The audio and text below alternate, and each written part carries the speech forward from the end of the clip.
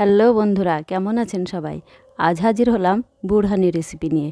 ঈদ তো দোরগোড়ায় চলেই এসছে। ঈদের দিন বিরিয়ানি, পোলাও ভরপেট খাওয়ার পর বুরহানির জুড়ি মেলা ভার। শেষ পাতে বুরহানি অবশ্যই রাখবেন।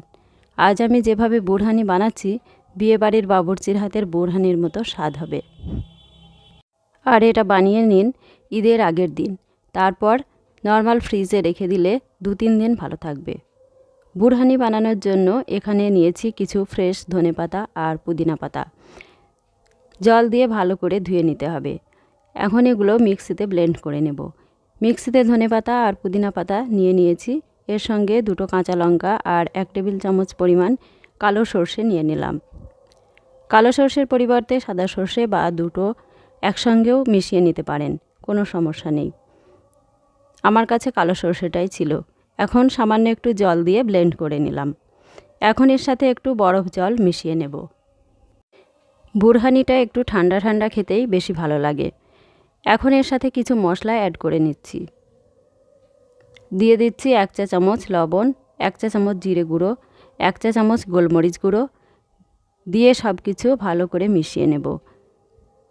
এর সঙ্গে চিনিটাও মেশাতে হবে, তবে আমি চিনিটা মিক্সিতে ব্লেন্ড করে নিয়েছি, তাই পরে মেশাবো। বাকি বরফ জলটাও মিশিয়ে ঢাকা দিয়ে মিনিট 5 রেখে দিলাম। এখন একটা মাঝারি সাইজের বোলে নিয়ে নিয়েছি টক দই। দইটা আমার ঘরে পাতা।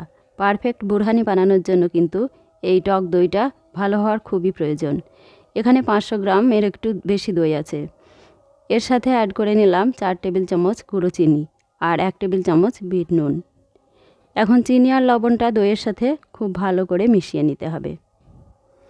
আবারও বলছি, যদি নর্মাল চিনি ইউজ করেন তাহলে ধনেপাতা আর পুদিনা পাতার যে পেস্টটা বানালাম ওর সঙ্গে আগেই মিশিয়ে নেবেন।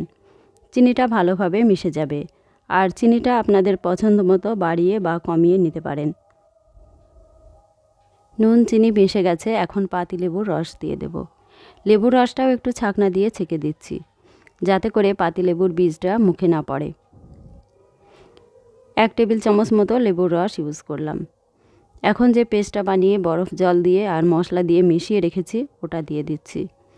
এটা অবশ্যই ছাঁকনা দিয়ে বা কোনো পাতলা কাপড় দিয়ে ছেঁকে দেবেন, না হলে পাতার অবশিষ্টাংশ বা মশলার দানাগুলো মুখে পড়লে কিন্তু একদমই ভালো লাগবে না।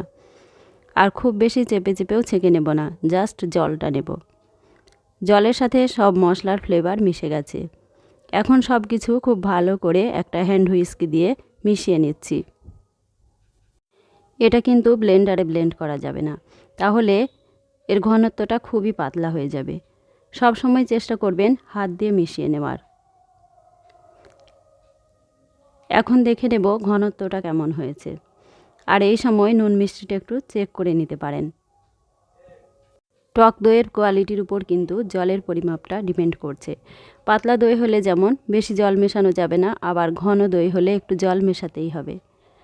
আমি অল্প একটু ঠান্ডা জল মিশিয়ে নিয়েছি, আর আগেও হাফ কাপ বরফ জল মিশিয়ে নিয়েছিলাম।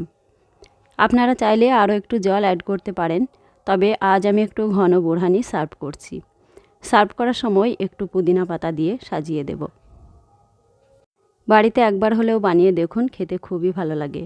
গুরুপাক খাবার খাওয়ার পর হজম করতে সাহায্য করে। রেসিপিটা ভালো লাগলে চ্যানেলটা সাবস্ক্রাইব করে পাশে থাকার অনুরোধ রইল। টাটা।